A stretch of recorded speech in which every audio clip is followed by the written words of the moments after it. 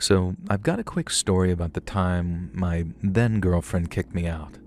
Now, don't worry, it's not some psycho relationship gone wrong story, but it's about the camping trip that I took afterward to commiserate. Now, I know you seem to like outdoorsy stories, so I figured that I'd shoot my shot and try submitting something. This happened about 7 years ago. My then girlfriend, I'll just call her Erin here, was finally sick of my crap and kicked me out. I don't blame her. I was a hot mess back then. No jobs, no prospects, happy to just coast through life on her dime. And the only thing I was really passionate about was vacationing. The camping had been Erin's thing, and I was more into partying with the boys and going on spring break type vacations. But Erin had convinced me to try camping early in our relationship, and I was immediately hooked. I got to party and have fun in the evenings, but hike and feel at one with nature during the day, like it was actually achieving something. We had this one campsite we'll go to regularly, which Erin had been visiting with her family since she was a kid. It wasn't completely remote, but not super commercial either. A mixture of individual campers and groups dotted around an area that had sporadic park ranger patrols. Erin and I had our usual little spot, and that's where I dragged myself on my lonesome, tail between my legs. Erin had thrown me out and told me it was over, and I was feeling extremely sorry for myself. We planned the camping trip for months, and I convinced myself that I was somehow defying her and her accusations that I was codependent by going alone. Now, I'll also admit that I had the faintest hope that Erin would show up at the site herself, either alone or with her family, and we could have some big reconciliation. That didn't happen, obviously. A family did show up, though, only it was not Erin's. I was kind of surprised to find a car near my tent on the second morning of my vacation. It was unusual for people to camp right next to each other if they were strangers, and in all my time visiting that campsite, I'd never seen anyone camping in that particular spot either, because it wasn't exactly the best ground for it. But that morning, as I blinked and ate my way through a hangover, I watched as the Johnson family, as I'll call them, unloaded their stuff and set up their tent. I picked up that they were the Johnsons by sitting there in my fold-out chair, defiantly munching on sausages and staring at them in the hope that they'd go away. I wanted to make my presence as unwelcome as possible and either pick a fight or be left alone. It reflected the dark mood that I was in, and I'd come here to get away from everything, commiserate over Erin alone, and here was some nuclear family with 2.4 children and a perfect life. It felt like a kick in the face from the universe. I continued to watch them later in the day, looking over the top of the book that I was reading, and it soon became clear that they were far from the perfect family. For one thing, the mother and father barely spoke to each other. All I could hear was the dad constantly yelling at the two kids, a boy and a girl, and he kept saying things like, "The Johnsons do not conduct themselves like this," and "The Johnsons help each other," and "The Johnsons don't act like brats." The name wasn't actually the Johnsons. I forget what they actually called themselves. It was something similar, though. And it started to give me a headache, hearing him yell at his kids in his high-pitched, nasally voice. And it kind of amused me, though, to see how the kids just entirely ignored him. They acted as if he wasn't even there, and occasionally, when he'd really raise his voice, they might glance in his direction or even laugh at him. But for the most part, they just sort of chased each other around. They only seemed interested in hurling insults at each other, these two weird little kids. Now, they must have been about 8 to 10 months old, but some of the crude things that they were yelling were way too inappropriate to share here on YouTube. And the worse their insults to each other were, the angrier their dad got. Meanwhile, the mom of the Johnson family sat on some portable sunning chair, the one thing that she'd removed from the car by herself, and just sort of watched. When the day started to get really hot, I kind of just was shocked and a little embarrassed to notice that she'd started sunbathing without a top on. The dad seemed to notice this too and saw that I was looking, and it stressed him even further. Now, I could tell that he wanted to say something to me, but he also wouldn't let himself. Now, for my part, I was in a bad mood and wanted to pick a fight, so I refused to be intimidated or move. And besides, in the language of the schoolyard, I was here first. And I started doubting whether I wanted to get into a fight with the Johnsons, though. The father got increasingly angry with his kids, speaking to them in a way that I'd never even heard a parent speak to their children before. And at one point, he grabbed the son's arm and yanked it so hard that I was certain that the son would react. He did react, but not in the pained and hurt way that I expected. Instead, he just called his dad some slur and ran off chasing his sister again. And the entire family was utterly and horrifyingly obnoxious. Well, I'd first thought the universe was taunting me by showing me what I could have had with Erin. Now I thought it was saving me by, well, showing me what I could have had with Erin. Childish, but I was directing my anger at her towards this awful family, sitting there just scowling at them while nursing my beer.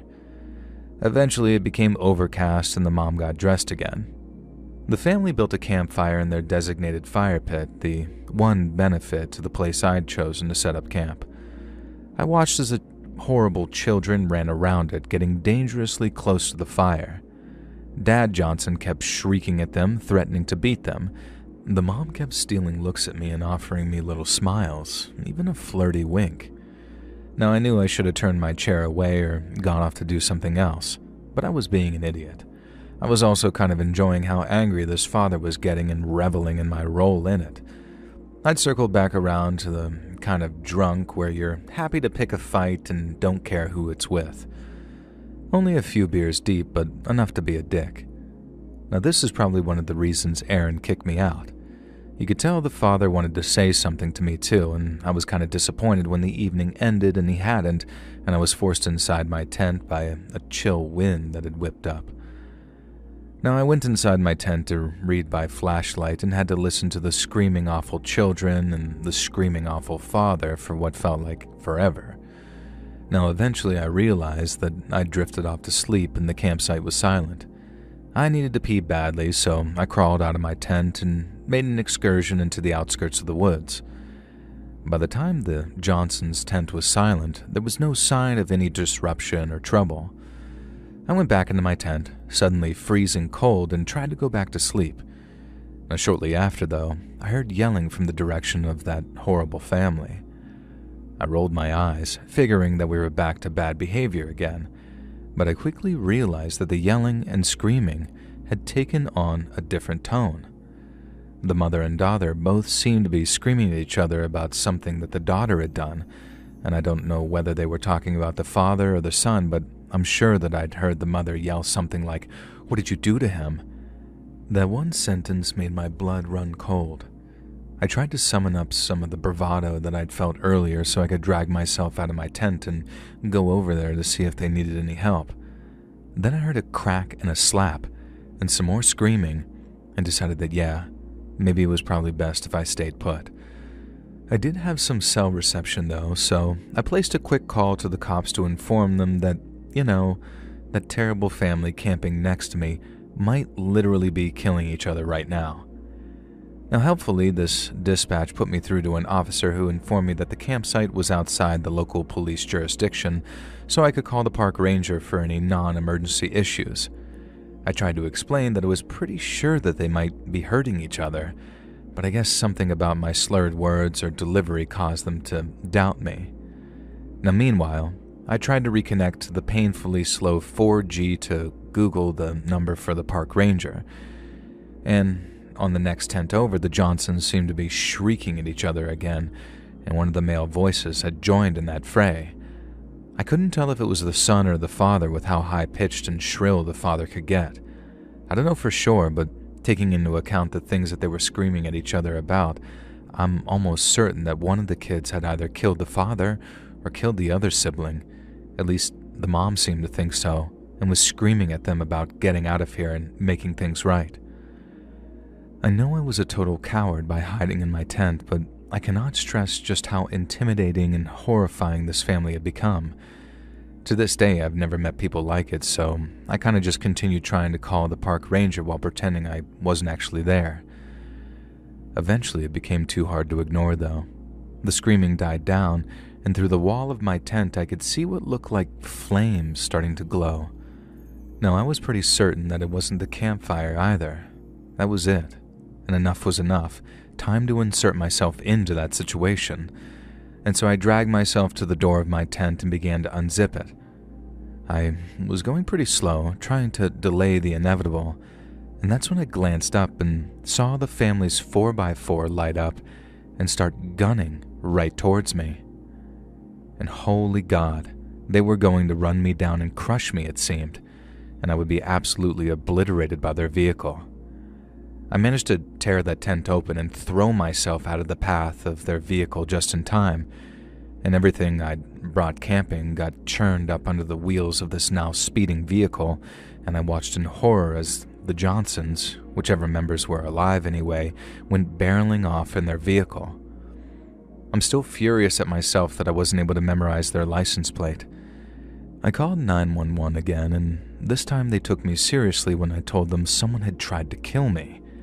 The cops showed up shortly after, by which time I managed to put the fire out that those Johnsons had left behind, literally, and the blaze that I'd seen through my tent had been their tent on fire. It wasn't as serious as it looked, and I managed to extinguish it with just a few water bottles and dirt, and as I doused it though, I was almost certain that I'd seen a body in the smoldering wreckage, although whether son Johnson or father Johnson I wasn't sure. I didn't see a body though, so instead I was left to dwell on the sickening sight of that 4x4 speeding towards me in the darkness. I was extremely lucky that the driver, the mom I assumed, switched the headlights to a low beam. If they had been off entirely, then I might not have noticed that the vehicle was headed straight towards me other than sound. If they'd been full, then they might have blinded me. I run all the different variations over in my head whenever I think about it. It's the closest I ever come to dying by far. I'm not ashamed to admit that even 5 years later, I'm still in therapy over this, and it's the sight of that car charging towards me that I always end up coming back to. The rest of the story really isn't that interesting. I gave my story to the cops. They promised to keep me informed, and they never did. I have no idea if any member of that family died that night, and I do know that they would have happily killed me if I hadn't dodged out of the way at the final second, though. I don't know if they were aiming for me or simply forgot that I was there. I just hope it was the latter, but I think it was the former. Either way, screw you to the Johnsons. I hope that your horrible family was caught for whatever crimes you committed and you never had a chance to hurt anyone. I hope those kids managed to get the care that they needed, and the one silver lining was that my encounter with those Johnsons made me feel grateful that I was single, and I kind of stopped dwelling on Aaron very quickly after something like that. I'm still single to this day, and if married life is anything like it was for the Johnsons, then I'm happy to stay away.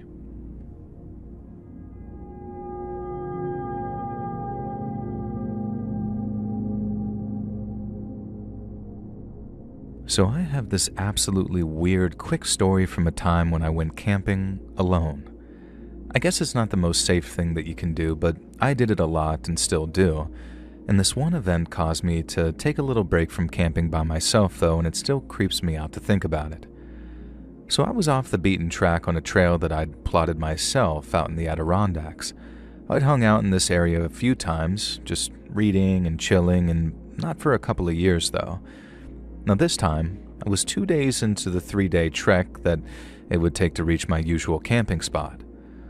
Now on the way, I saw some pretty odd things. Specifically, I saw a bunch of trees filled with holes.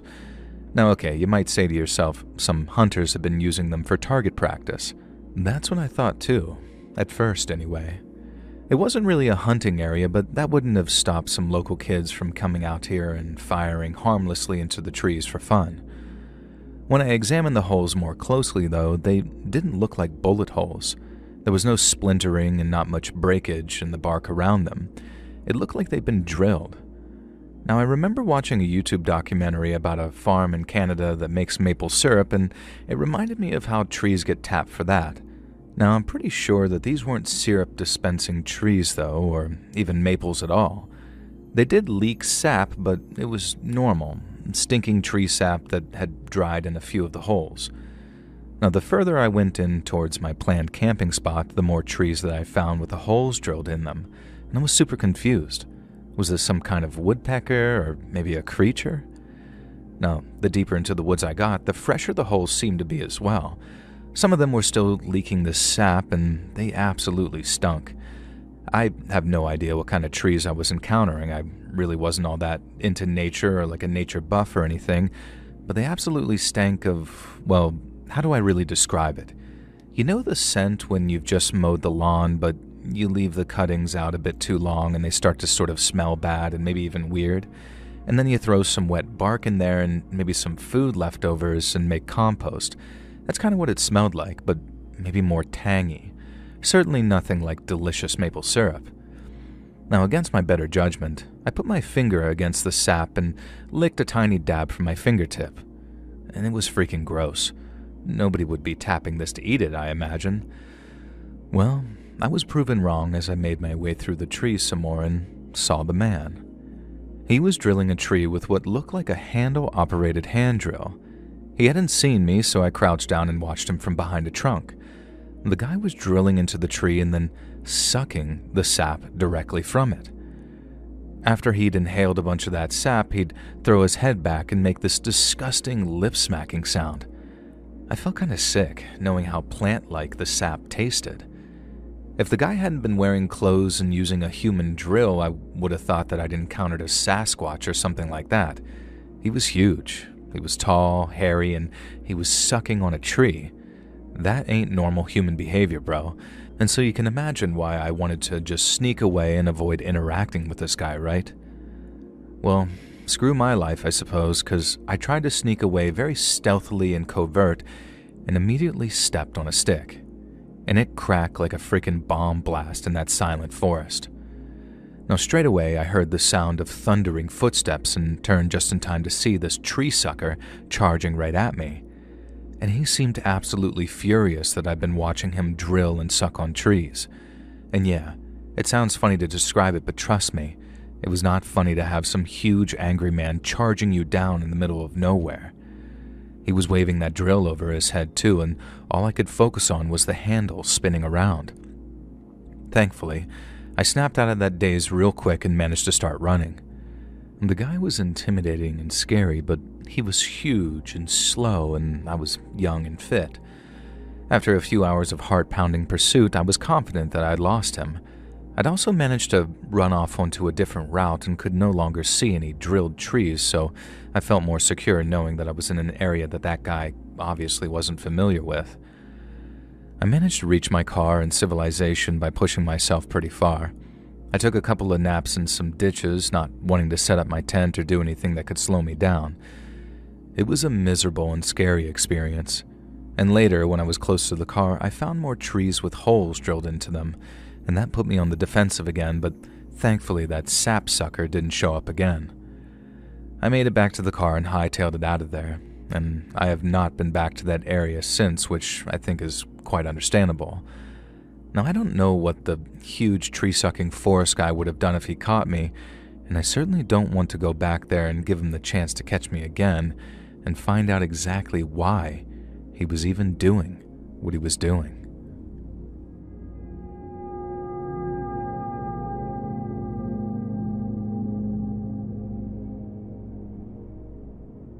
If you go camping off the beaten trail in a bunch of places in America, but especially the Appalachian Trail, you're guaranteed to find some very weird things.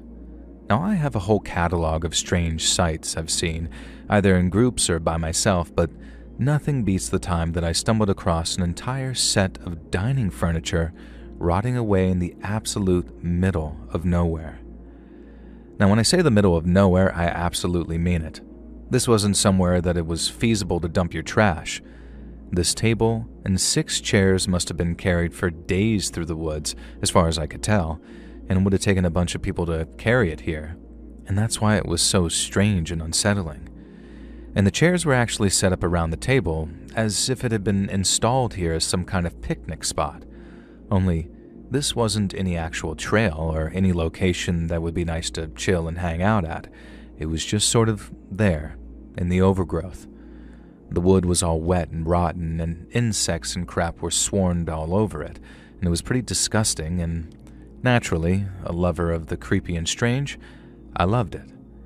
The dining set might not have been a good spot, but there was a clearing a few hundred yards away that offered a perfect camping site. I decided that this was as good a place as any to set up for the night, and so I pitched my tent and went about heating up some stew on my camp heater.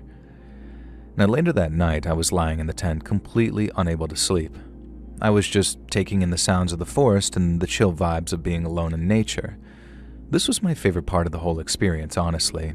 At least, usually it was. That night, though, I felt the hairs stand up on the back of my arms as I heard a number of footsteps coming through the forest. Not super close, maybe a few hundred yards away, and you can guess exactly what direction they were probably coming from.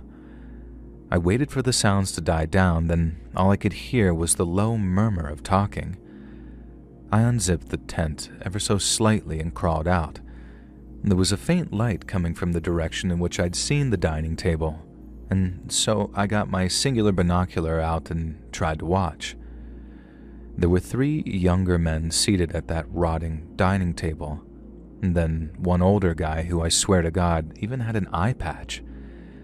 The night was near silence, so I could hear snatches of their conversation, and it seemed like they were playing some type of card game at the table, but they were also talking about their kills.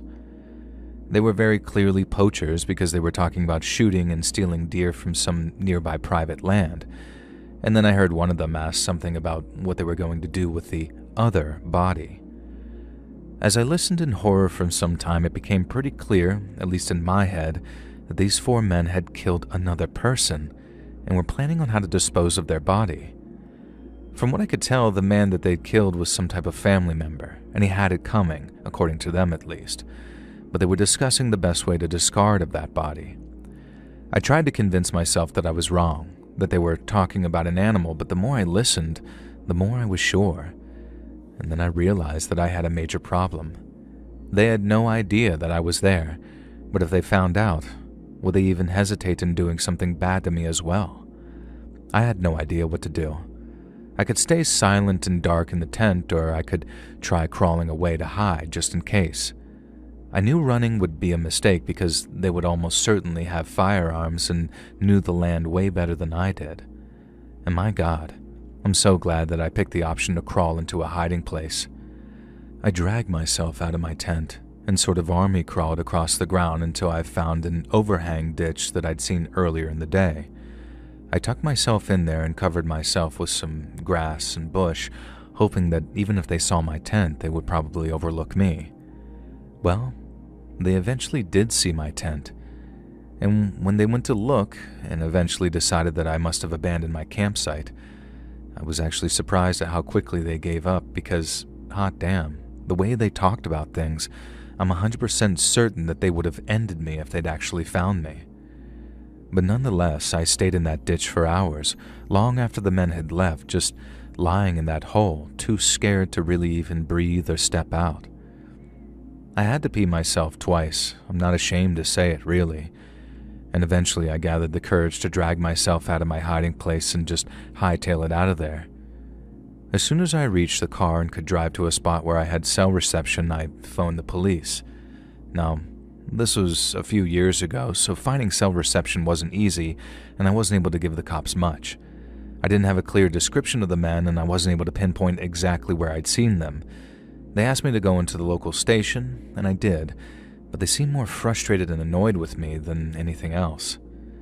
The cops promised that they'd let me know if they needed anything else from me, and I gave them my home phone number and email asking them to promise to give me any updates. Well, I never heard anything else, and in the years since then I've scoured any sort of local news of that area in Appalachia for any news of a body being discovered. But here's the depressing thing. The answer isn't there was never a body found. Instead, bodies are found all the time out there. I have no idea if one of the many unidentified dead people who have been discovered in the years since were potentially the victim that I'd heard about. All I know is that it's very dangerous out there and you probably shouldn't go hiking alone like I used to. Now I know, you probably heard it in Zelda, but it is dangerous to go alone. Camp in groups, friends. Don't find yourself hiding all night in a ditch like I was.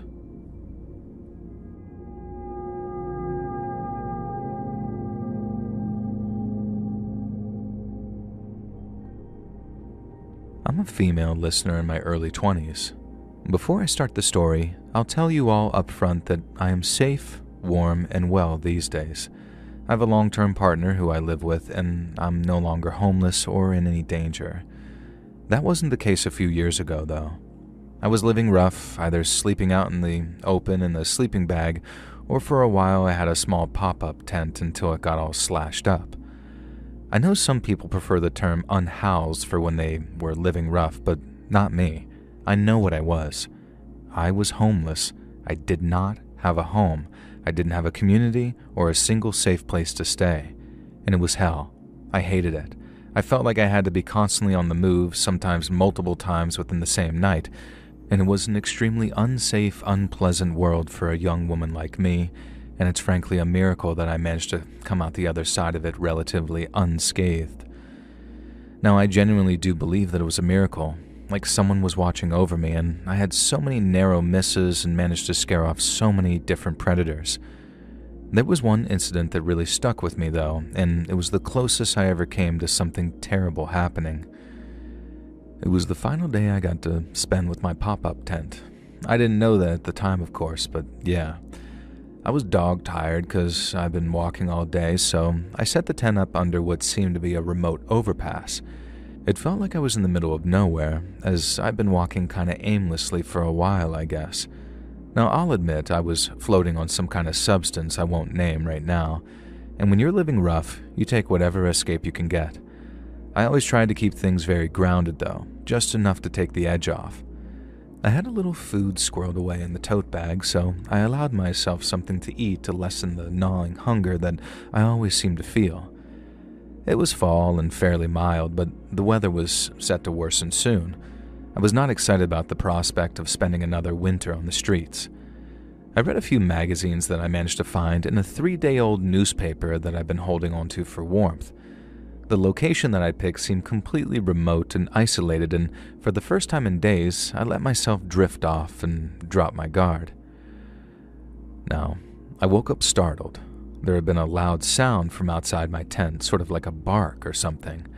I heard it again and realized that it was a laugh, like a single, raspy laugh. And the laugh sounded like it was coming from someone very old. I could hear the telltale rattle of smokers' cough in their lungs as they laughed a third time.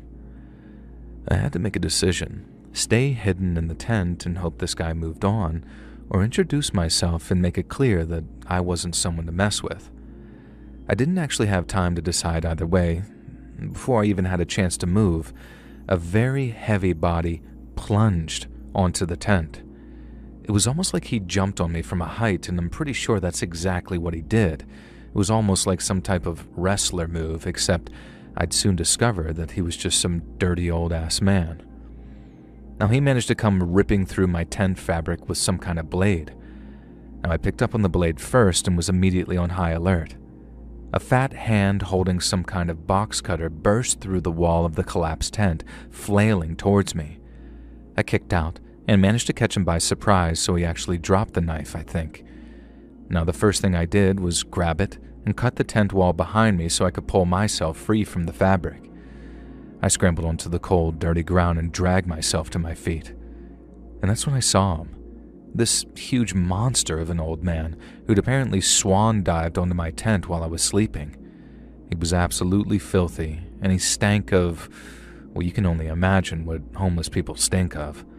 And the whole time he flailed and wriggled, he kept letting out this single rasping laugh, too. There was a single flickering light under the overpass, so I was able to see a few details about this man. His face was completely scarred, and his nose was kind of burned away like an addict's. He had a cleft lip and his tiny, evil little piggy eyes. When he actually saw me, as in he saw that the inhabitant of the tent was a young, small female, he managed to get to his feet very quick. He had this look on his face then, predatory but also wary. I guess he knew that a lone woman sleeping rough can be hella dangerous out of necessity, especially now that I'd already gotten hold of his knife. And because of the way he was looking, I assumed that he'd case me out and be careful. But no. Before I even had a chance to realize what he was doing, This huge, stinking man barreled into me, crashing across the ground and pinning me to the floor with his huge belly. Now, his knife went flying out of my hand and I immediately felt my heart sink. No time to dwell on that, though. His bulk was completely crushing me, and I could feel him pressing against me in ways I really obviously didn't want. And since I'd lost that blade to defend myself, I decided to just try and punch him repeatedly on the side of the head instead. His head seemed to be his weak spot, I think, and after a few hits, I even started to see a cut, dripping blood onto my own face, and that stinking old guy was just howling. Still laughing too, though, like he was extremely high on obviously something. He rolled off of me and I scrambled away. The dude was rolling back and forth on his back like some fat turtle, and it would have almost been funny if I hadn't been so terrified in that moment, my heart absolutely pounding. All of my worldly possessions were in that crushed, slashed tent, so I couldn't just run either. I had to grab up my tote bag first, and no way was I leaving everything for this a-hole. I quickly ran across the tent and fished out my bag out of that wreckage. And just as I thought that I was about to get away, I felt some hand grab me by the ankle. I slammed to the ground hard, and I later found out that I actually sprained my wrist pretty badly, which was kind of a miracle to think that that was the worst injury that I suffered from all of this attack. The guy pulled me towards him, muttering something I couldn't understand in the moment, and I don't even think it was English. He didn't seem to be American at all, but I have no idea what language he was even speaking. Maybe nothing coherent. His mouth seemed to be bleeding from me cutting into his frail skin, and one of his eyes was sort of leaking this disgusting yellow crap. He was an actual monster in my eyes at that time, and this was my worst nightmare, the kind of thing that I dreamed about at my lowest point. There was no way that I was letting my life end at the hands of this disgusting predator, and so I swung my bag hard, hit him again in the side of the face. He tumbles backwards, and I stomped down on his crotch with all of my strength, and then I just ran. And I didn't stop running until the sun was up, and I was back in a populated area. Now this was the wake-up call I needed to straighten my life out. Now I won't go through all the explanations on how I did that because that's the non-scary part. Thankfully I did though, and in the time that it took to finally get a bed to sleep in, I never encountered anyone else like that horrifying guy. This was only a few years ago. I wonder if he's still out there though. It's not like I went to the cops or anything, as that would have been totally out of the question for a person like me at the time. On the other hand, he looked like he was basically falling apart, so I'd be surprised if he'd survived much longer beyond that. Now maybe it's not very Christian of me, but I kinda hope he's dead. He was a monster who tried to suplex a sleeping woman and do God knows what, and I'm pretty sure he has nothing positive to offer the world. All he exists as now is the face that I see when I have the worst of my nightmares. Be careful if you're ever forced into homelessness, kids. Don't do drugs, as there are all sorts of horrors out there waiting.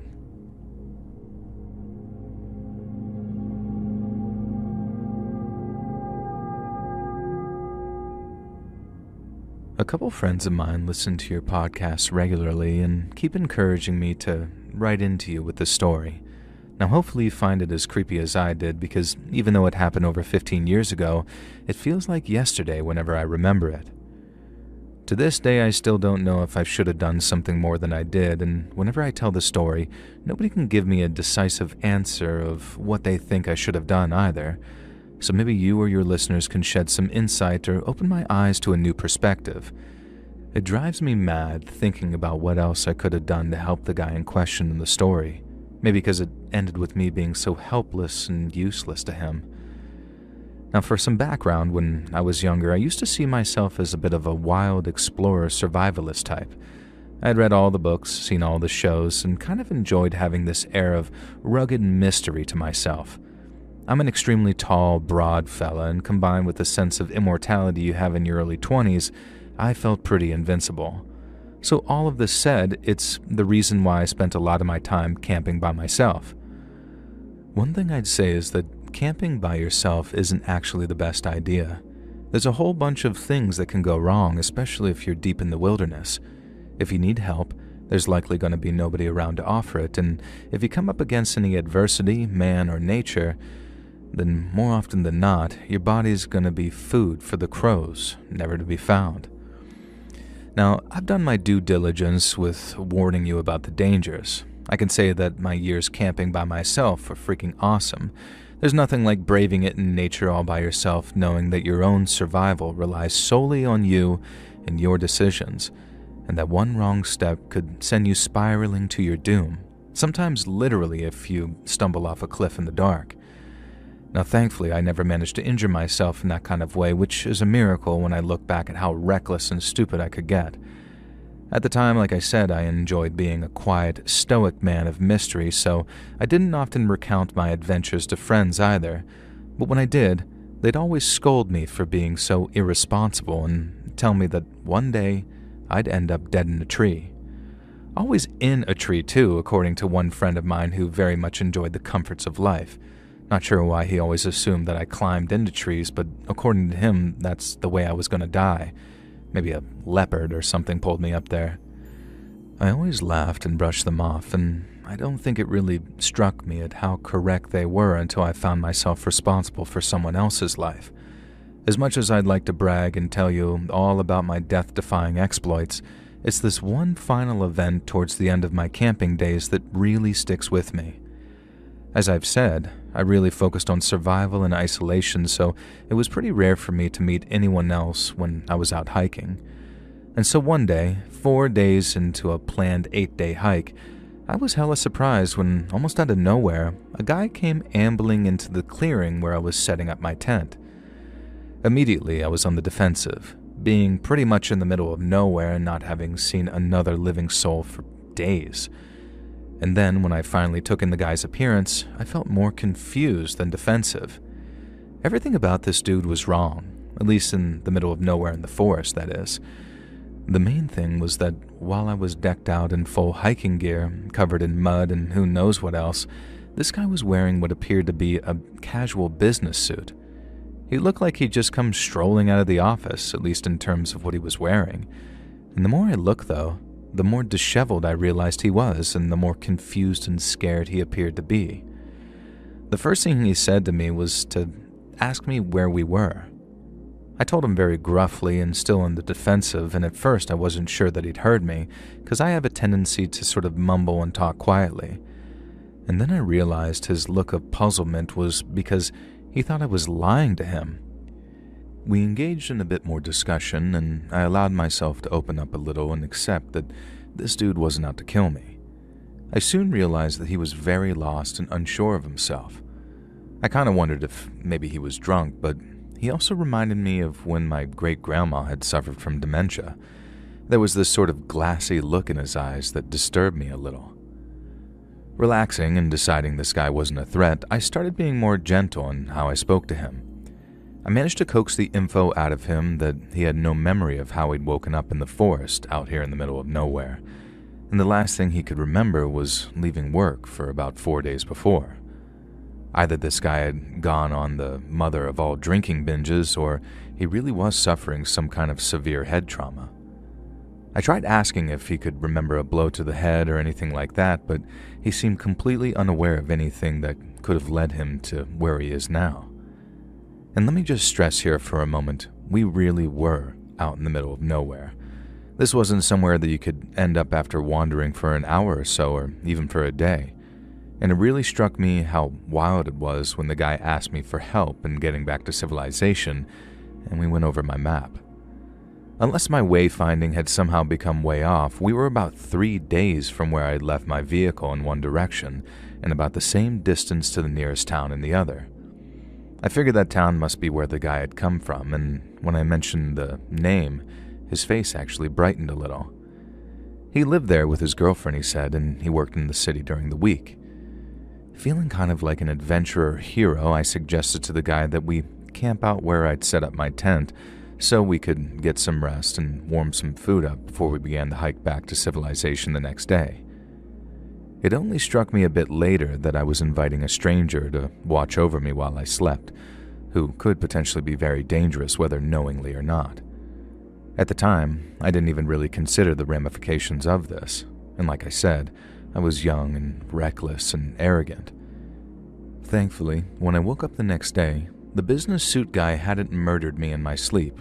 He was in fact snoring in an extremely deep sleep, cramped up next to me in my one-man tent. I somehow managed to slip out without waking him and wash myself up, and then went about planning our most optimal route. I figured that I'd let this business guy sleep as long as he needed. We could even set out a day later if we had to, and I had enough provisions for probably at this point a year of survival, and the guy seemed to be in perfect physical health. Mentally, I wasn't sure, but I was confident that I could handle or wrangle this rogue businessman. But I prayed that he was just on something rather than suffering from head trauma or dementia. And after he'd woken up for the morning, it became clear that unfortunately this guy was suffering from some kind of mental issue, though.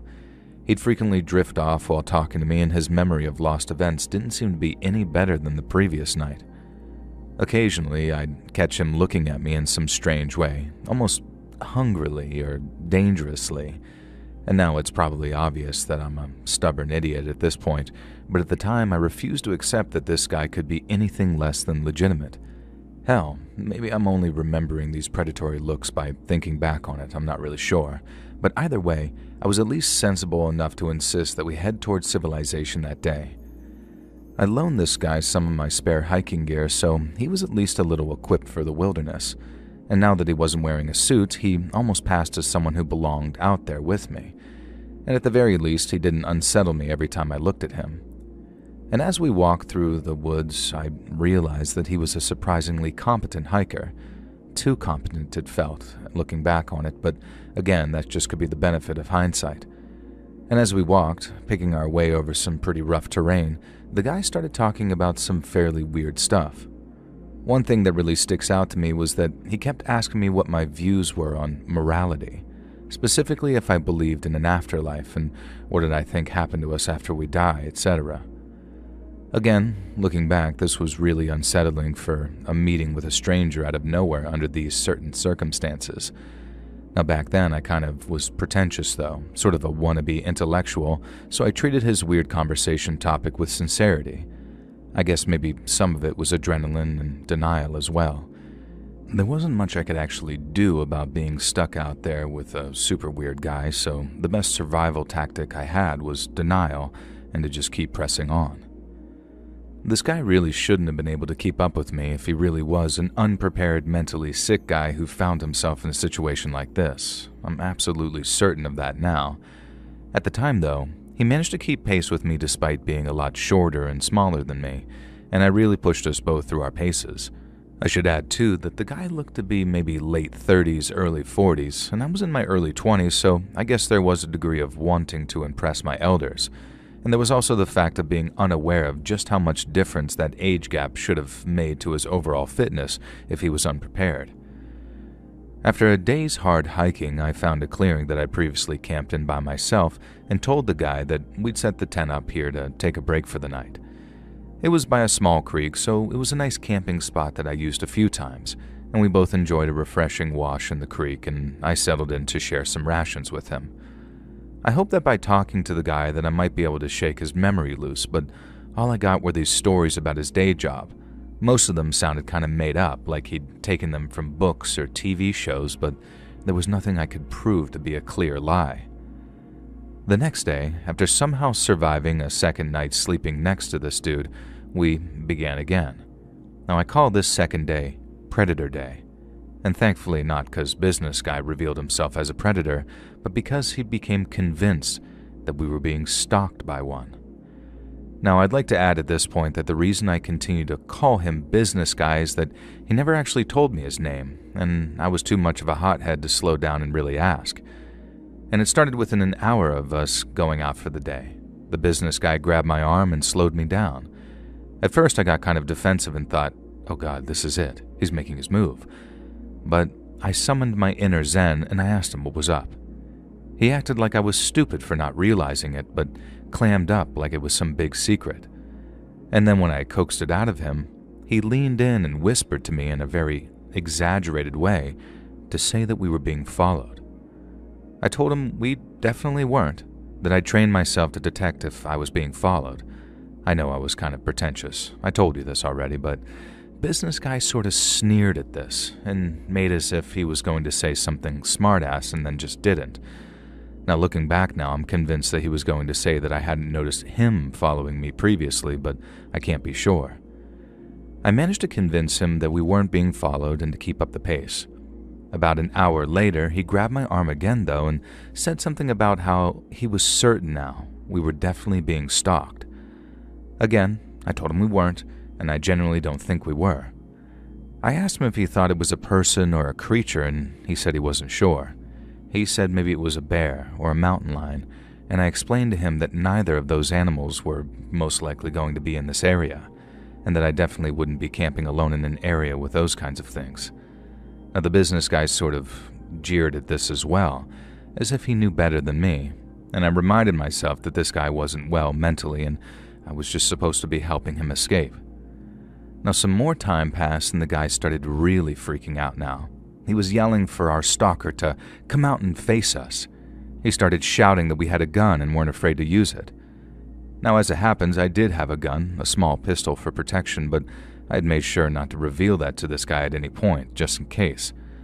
I wanted at least one piece of protection for if things went south. At this stage, I was fairly certain that they were about to go south too with all the screaming that this guy was doing.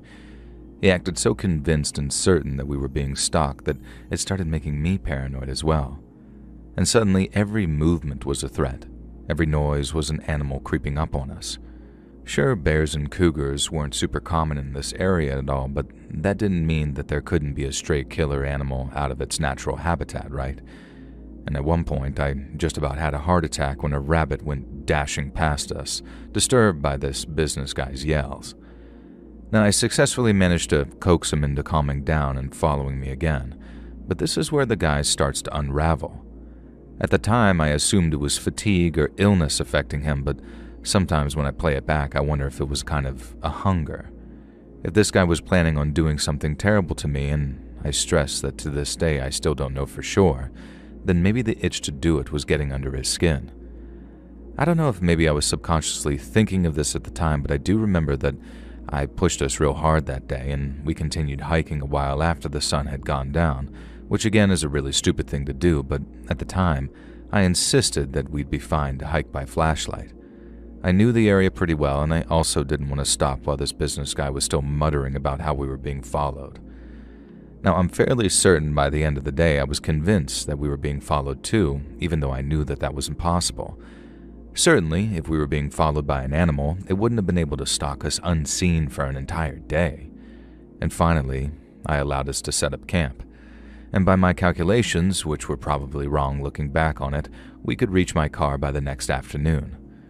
I was feeling pretty pleased with myself at our progress. I was also still convincing myself that I'd saved this lost guy while ignoring all the red flags that I'd seen in retrospect. Or if not red flags, then at least pieces of evidence that proved things were entirely as they seemed at face value. I've retold this story countless times, and every time I do tell it, I remember something else I probably should have picked up on. And that night is where everything came to a head. We found a camping spot in the dark, as I said, which was a small miracle given how obscure the area was. My tent was one of those pop-out tents, so it wasn't hard to set up in the dark, and then go about setting up the portable camp heater that I'd been carting around. No campfires in unapproved areas, of course. At least I like to abide by the rules.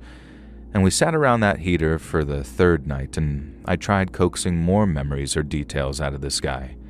And for the third night, he continued to insist that all he remembered was leaving work in the city and then waking up in the middle of the forest.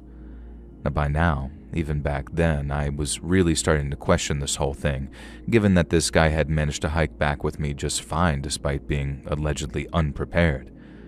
I figured that if he hadn't killed me after 3 nights, then he wasn't going to, though, and he had some other reason for wanting me to guide him out of that forest. It felt safe to play along, is really what I'm trying to say. Now, we were ready to go to bed to our tents when the men came bursting into the clearing with flashlights. One of them shouted at me to stay calm and that everything was going to be okay now.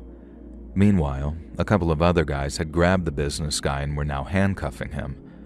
I squinted against the light shining in my face trying to make out who these guys were. Now, the way they were acting, they seemed like they were FBI or some other kind of law enforcement agency, and I think they were wearing unmarked jackets though, or at least I couldn't see any identifying marks in the dark. The guy who'd spoken to me flashed a badge at me which looked vaguely legitimate, but again it was very hard to tell in the nighttime, and I also couldn't see specifically which agency the badge was associated with, although in later years I've identified it as being almost certainly FBI. Now, it was an absolute whirlwind. This one guy, an agent or whatever he might have been, was constantly telling me to stay calm and that I was safe, almost as if he was trying to distract my attention from whatever was going on with that business guy. I tried to look around the man blocking my view while shielding my gaze from the flashlight in my eyes, and it seemed like they were bundling that guy away through the trees, and it struck me later that business guy didn't even say a word or make a sound throughout the whole ordeal. I swear I can remember him grinning as they took him away, but again, I could just be adding that detail in my mind. Now eventually, it was just myself and two of the agents, including the one who repeatedly told me I was safe. I expected them to, I don't know, debrief me or something, at least explain the situation. But no, nothing. They literally told me that I was safe now, and that I'd avoided a terrible fate, and then headed off into the trees. Now at the time, I was completely baffled. Of course I didn't find out until later that I'd majorly miscalculated our entire route, so we were camping only about a half hour from the road. Finding this out later, it at least made sense how the men were able to locate and reach us, but it still left me with a few baffling and creepy questions. Who the hell was Business Guy? And why did he put on such a show of pretending to be a lost little sheep, if only to escort me back to my car? Was this the most elaborate carjacking ever? I don't know. And it also kills me not to know if the men who showed up were legitimate law enforcement or not. Either I got saved from some terrible fate or I handed Business Guy over to one. And over time, I've come to manage to convince myself that that guy had something awful planned for me. But that's only because the other possibility is probably too horrible to think about. What if I let a person in a genuine need get snatched up by God knows who? Now, I'm fairly certain that that guy was at least a bad player, though, because of a few things.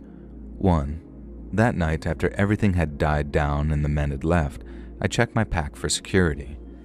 Now, I was horrified to discover that my gun, which I kept in a holster in a hidden compartment in the bag, was gone.